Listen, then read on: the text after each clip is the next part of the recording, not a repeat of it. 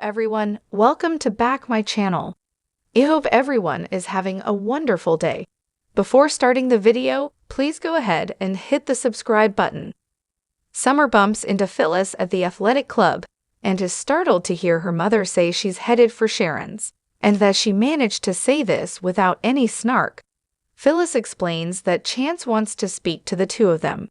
She's hoping that he has found a way to resolve this kidnapping issue. As Phyllis fidgets, she admits she's still having nightmares and is angry.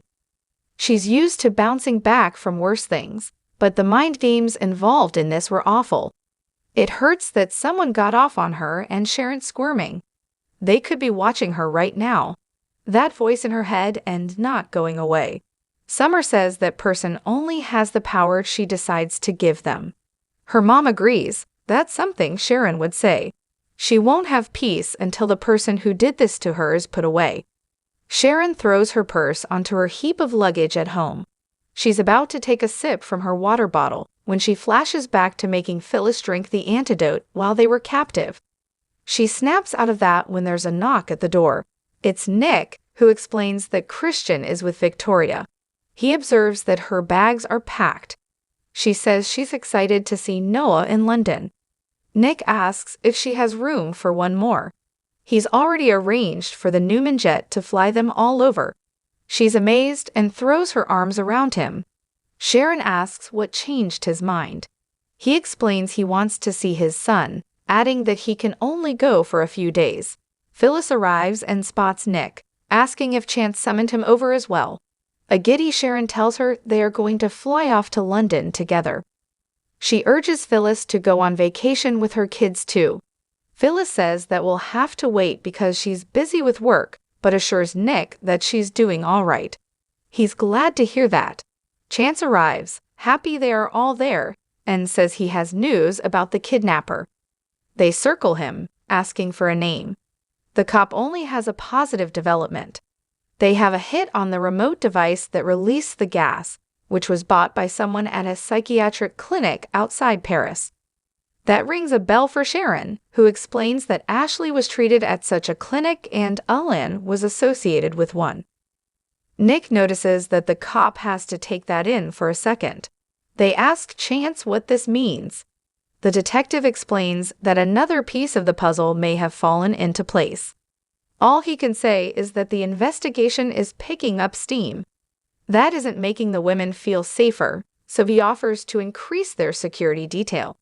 Phyllis doubts that the cops are up to outsmarting their captor. Chance urges them not to jump to any conclusions, and Phyllis declares she needs this nightmare to end.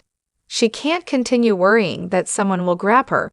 Chance pleads with them to trust him to end this nightmare soon.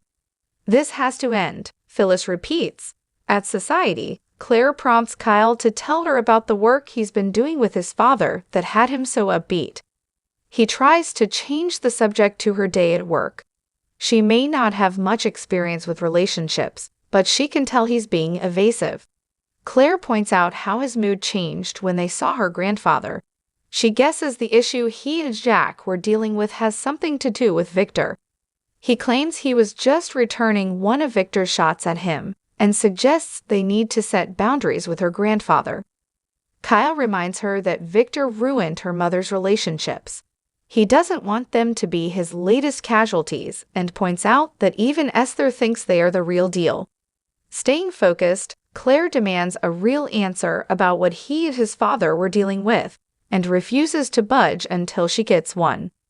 Once he calls for the check, he explains to her that there is an employee they suspect of corporate espionage.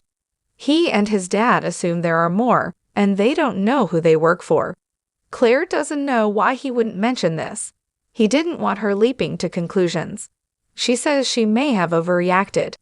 Kyle wants to put Victor and work out of their minds and suggests they head to the lounge for a nightcap. As Kyle and Claire leave, Summer walks in and gets an eyeful of them giggling. As they walk by, they stop to ask about Phyllis. Summer says she'll be okay. She's tough, and hanging out with Harrison is helping. Summer starts gushing about her son and the drawing that he's been making of her. Claire says she should be proud. Claire and Kyle tell Summer that Harrison has started performing magic tricks and joke about how great he is. Summer forces a laugh and abruptly tells them she's meeting someone and doesn't want to hold them up.